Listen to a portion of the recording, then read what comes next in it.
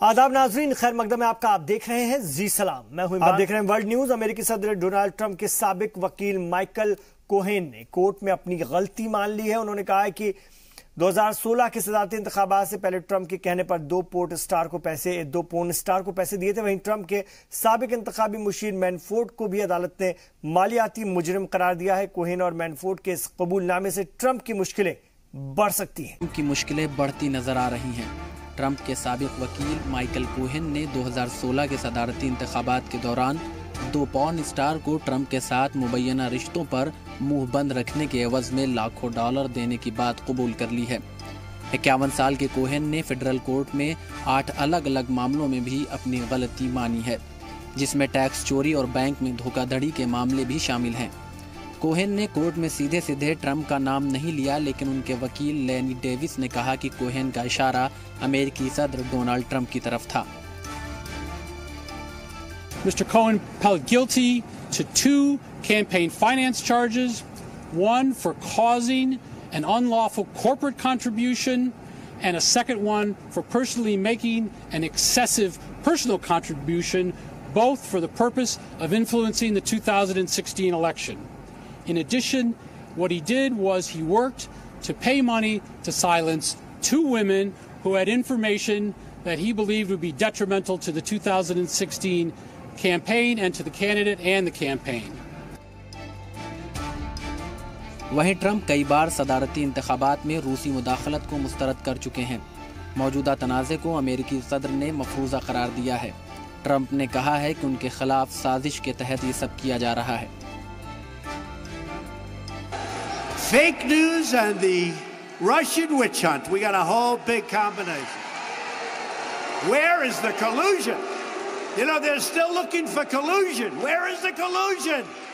Find some collusion. We want to find the collusion. उधर अमेरिकी सदर ट्रंप के इंतखाबी मुहिम के चीफ रहे पॉल मैनफोर्ड को भी अदालत ने मालियाती जुर्म के 8 मामलों में कसूरवार पाया है। ट्रंप के इंतखाबी मुहिम की जांच कर रहे खुसूसी वकील रॉबर्ट मुलर के लिए ये पहली अदालती जीत है। Mr. Manafort is disappointed of not getting acquittals all the way through or a complete hung jury on all counts.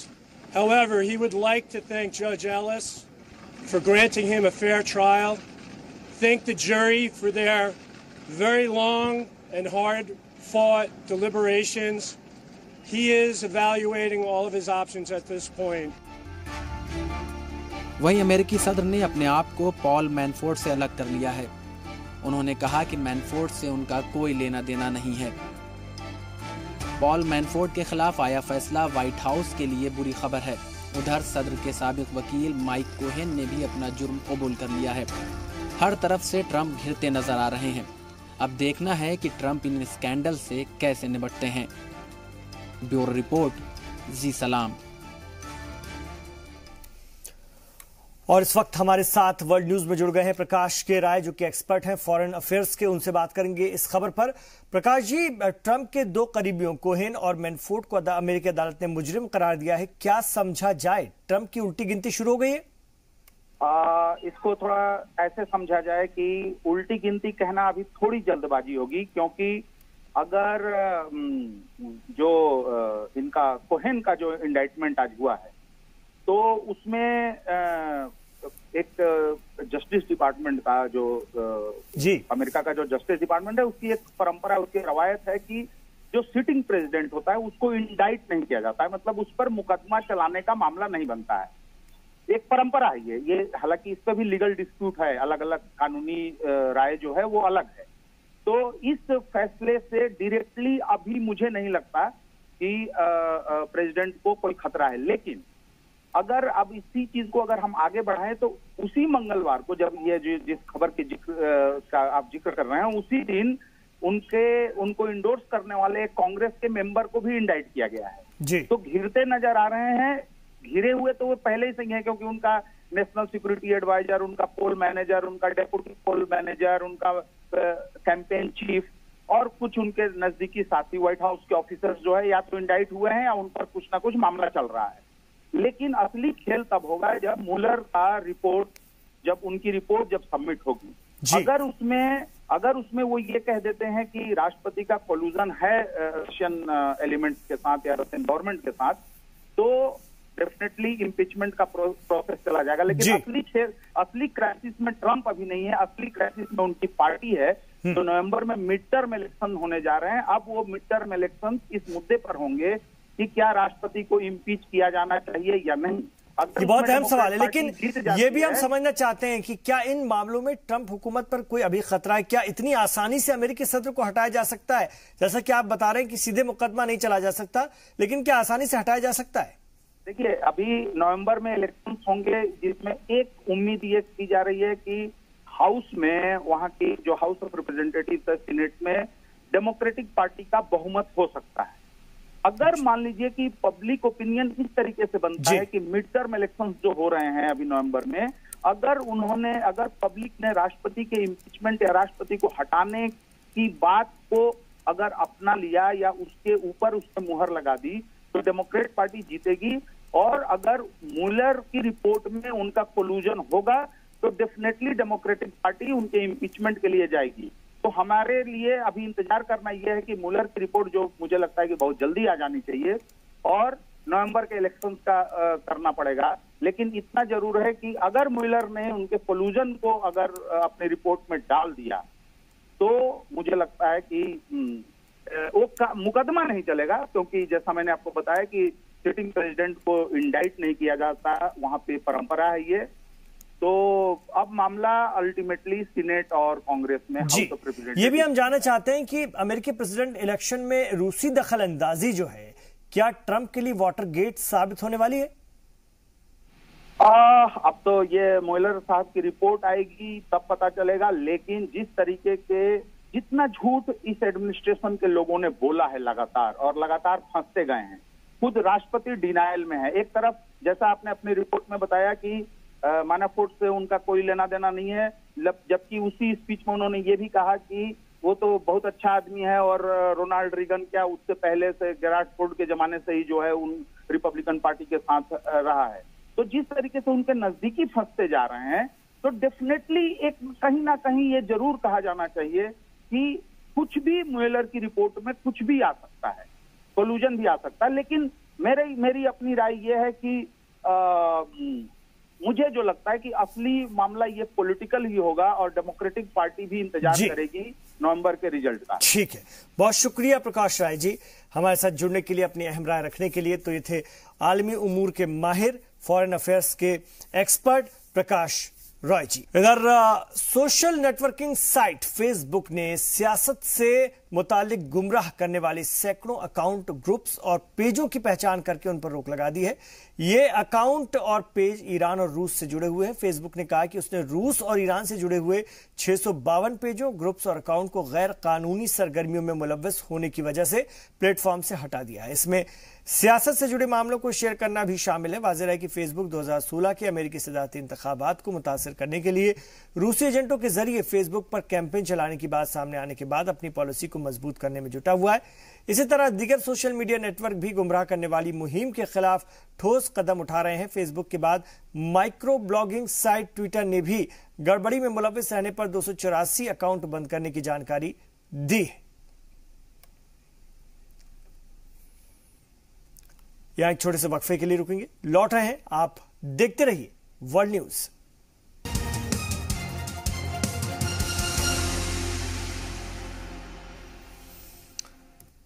आप देख रहे हैं वर्ल्ड न्यूज। अमेरिका ने रूस को इंतबाह दिया कि अगर वो अपने बैनुल-अक़वामी तौर तरीकों से तब्दीली नहीं लाता है तो वाशिंगटन उस पर और कड़ी माशी पाबंदी लगाने से नहीं हिचकेगा। वहीं रूस ने कहा कि मॉस्को को माशी तौर पर कमजोर करने के लिए यह हरबा अपनाया जा रहा है।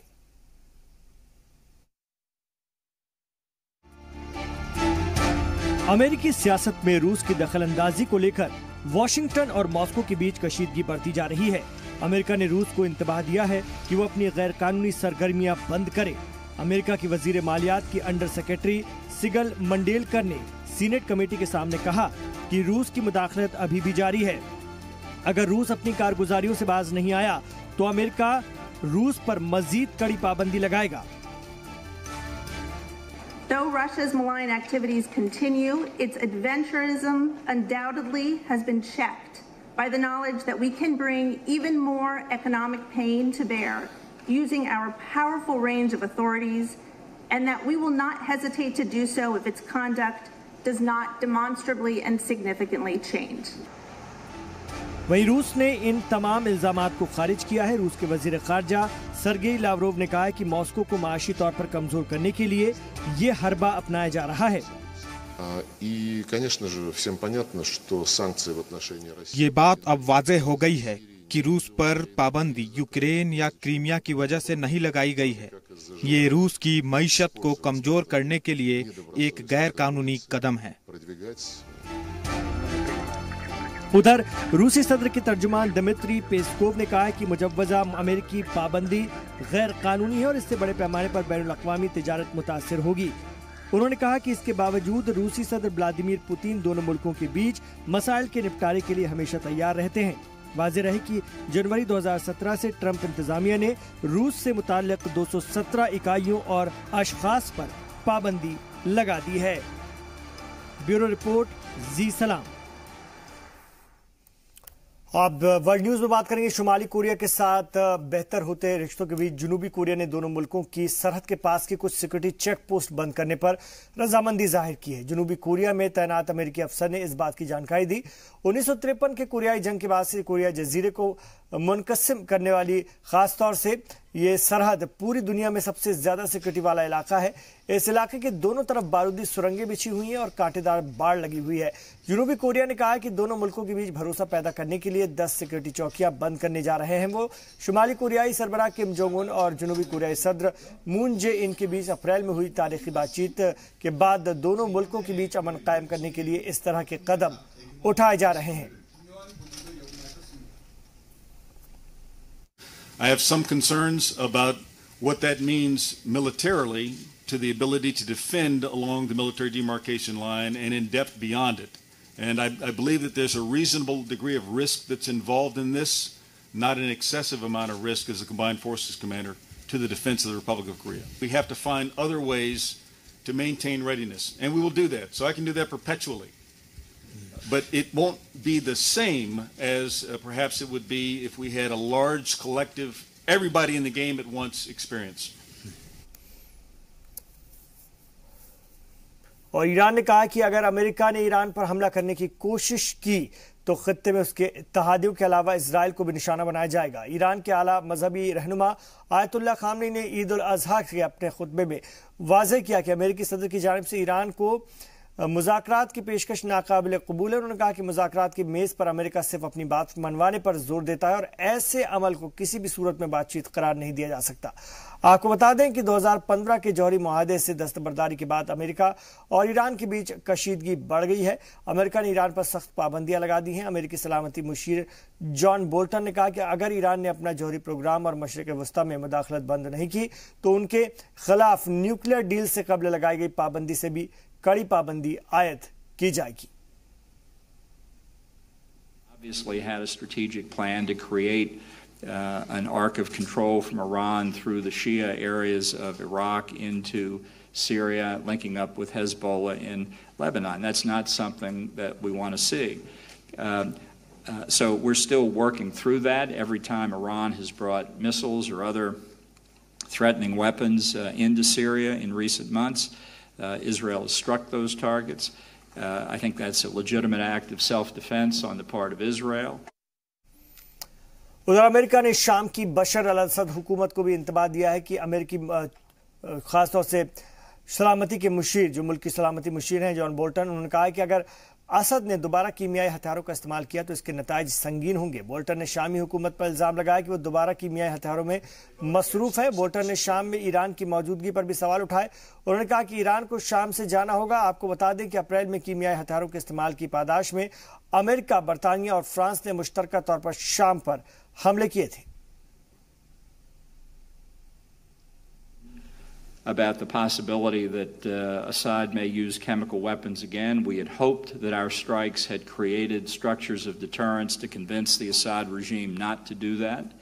We hope that's right, but just so there's no confusion here, if the Syrian regime uses chemical weapons, we will respond very strongly.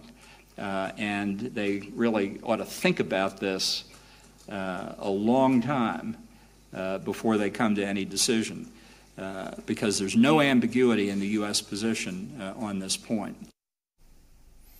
रूस के वज़ीर ख़ारजा सरगेई लावरोव ने कहा कि 4 सितंबर को मॉस्को में अफगान अमन मुज़ाकरात मुनक़्क़िद होगा, जिसमें कि तालिबान ने रूस की दावत पर खास तौर से शिरकत की हामी भर ली है। तालिबान ज़राए ने रूस के इस दावे की तस्दीक की है। ये 2001 से जारी अफगान जंग के बाद तालिबान की जानिब से सबसे बड़ी सिफारती पेशकदमी समझी जा रही है। ज़राए के मुताबिक रूस के दफ्तर ख़ारजा ने अपने एक पैगाम में कहा कि रूस ने अगले माह मॉस्को में होने वाले मुज़ाकरात के लिए अमेरिका समेत 12 मुल्कों को दावत दी है। ये पेशरफ्त ऐसे वक्त में हो रही जब रूस अफगानिस्तान में अपना किरदार बढ़ा रहा है। इजलास का मकसद बयान करते हुए सरगेई लावरोव ने कहा कि इसमें रूस के तालिबान के साथ ताल्लुकात, अफगानिस्तान में तालिबान को शिद्दत पसंद कार्रवाइयों से बाज रखना और अफगानिस्तान में रूसी बाशिंदों का तहफ़्फ़ुज़ यकीनी बनाना शामिल है। ऑस्ट्रेलिया में सियासी बहरान गहराता जा रहा है। मैल्कम टर्नबुल हुकूमत के कई वज़रा ने इस्तीफे की पेशकश की है। वहीं ऑस्ट्रेलियाई पार्लियामेंट के कुछ अरकान ने मैल्कम टर्नबुल के खिलाफ दोबारा अदम एतमाद की तहरीक लाने का फैसला किया है। गुज़िश्ता दिनों ही वज़ीर आज़म मैल्कम टर्नबुल के खिलाफ अदम एतमाद की तहरीक पेश की गई थी, जो कि कम वोटों के मार्जिन के साथ नाकाम हो गई थी।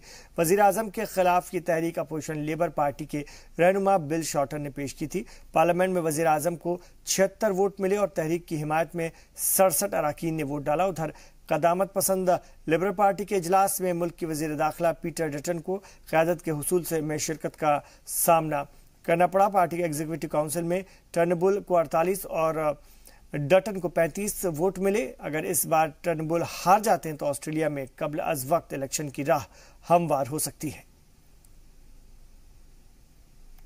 Well, it's we had a ballot earlier this week, as you know. So I think yesterday, in fact. So the iron laws of arithmetic confirmed my leadership of the Liberal Party. Ensure that the party is stable to maintain the stability of the government of Australia. That's critically important, right? And so the cabinet ministers, apart from Peter Dutton, of course, who came to me and told me that they had voted for Mr. Dutton in the leadership ballot, have given me unequivocal assurances of continuing loyalty and support. एक छोटा सा वक्फा हम यहां पर लेंगे, लौट रहे हैं वर्ल्ड न्यूज में और भी खबरों के साथ।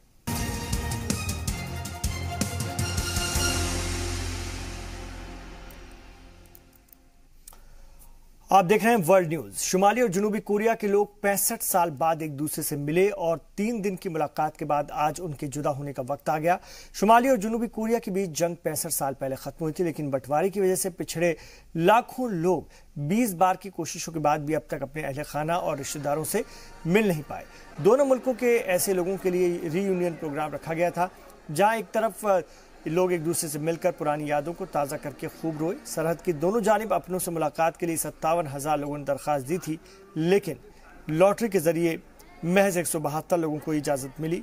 इसमें 83 लोग शुमाली कोरिया और 79 लोग जनूबी कोरिया के थे। 3 दिन चलने वाले इस प्रोग्राम में ये लोग सिर्फ चंद घंटे ही मुलाकात कर पाए। वाज़ेह है कि शुमाली और जनूबी कोरिया के सरबरा किम जोंग और मून जे इन की मुलाकात में यह तय हुआ था कि दोनों मुल्कों के बिछड़े लोगों को मिलाया जाएगा। इस साल शुमाली और जनूबी कोरिया के बीच बदलते रिश्ते की वजह से इस रीयूनियन को खास माना जा रहा है। 1988 में पहली बार दोनों कोरिया के बीच बिछड़े खानदानों को मिलाने पर रजामंदी हुई थी। तब करीब 1,32,603 लोगों ने रीयूनियन के लिए दरख्वास्त दी थी।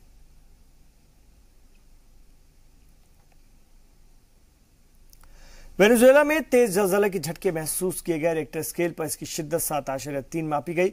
यूएस जियोलॉजिकल सर्वे के मुताबिक वेनेजुएला में रात करीब 9:30 बजे ज़लज़ले के तेज झटके महसूस किए गए और जैसे ही झटके महसूस किए गए, लोग तुरंत इमारतों को खाली करके खुली जगह की तरफ भागे। ज़लज़ले की शिद्दत इतनी तेज थी कि इसके झटके कोलंबिया तक महसूस किए गए।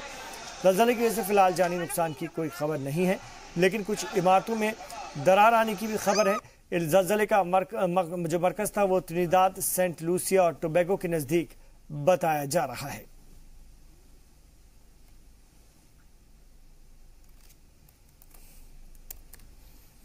हिंदुस्तान और बर्र-ए-सगीर में आज ईद उल अजहा का त्यौहार धूमधाम से मनाया गया। दिल्ली की जामा मस्जिद में हजारों फर्जंदान तौहीद ने नमाज अदा की। जामा मस्जिद के अलावा लोगों ने फतेहपुरी मस्जिद, सुनहरी मस्जिद, फिरोज शाह कोटला मस्जिद समेत दीगर मस्जिदों में ईद की नमाज अदा करके मुल्क में अमन, चैन और सलामती की दुआ मांगी। इस दौरान लोगों ने एक दूसरे को ईद की मुबारकबाद दी, यानी कुर्बानी और सुन्नत इब्राहिमी को अंजाम दिया। वहीं यूपी की राजधानी लखनऊ में भी ईद उल अजहा का त्यौहार बड़े ही जोश और खरोश से मनाया गया। इस मौके पर नमाजियों ने लखनऊ की ऐशबाग ईदगाह में कसीर तादाद में पहुंचकर नमाज अदा की। नमाज में मुल्क की तरक्की और अमन चैन की दुआ की गई। उधर बिहार के पटना और तमाम जिलों में भी लोगों ने ईद उल अजहा की नमाज अदा की और मुल्क में भाईचारे और तरक्की की दुआएं की।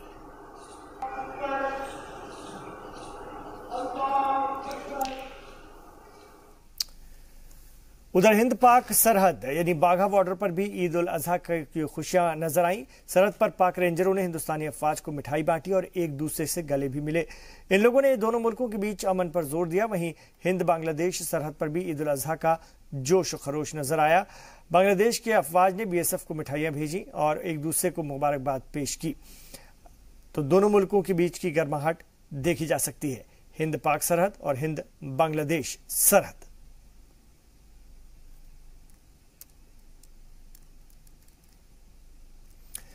राही सरनोबत एशियाई खेलों में गोल्ड मेडल जीतने वाली पहली हिंदुस्तानी खातून निशानेबाज बन गई हैं। उन्होंने खातून 25 मीटर पिस्टल स्पर्धा में 2 बार शूट ऑफ से गुजरने के बाद यह मकाम हासिल किया।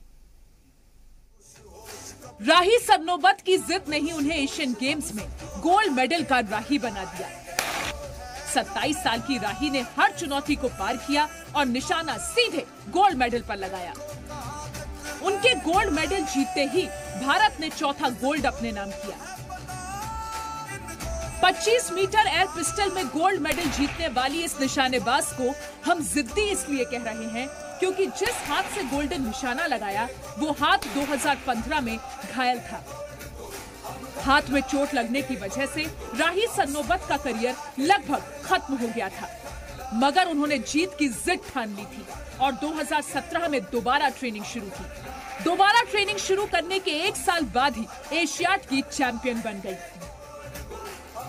ब्यूरो रिपोर्ट, जी मीडिया। तो इन तमाम खबरों पर हमारी नजर बनी हुई है। आप देखते रहिए जी सलाम।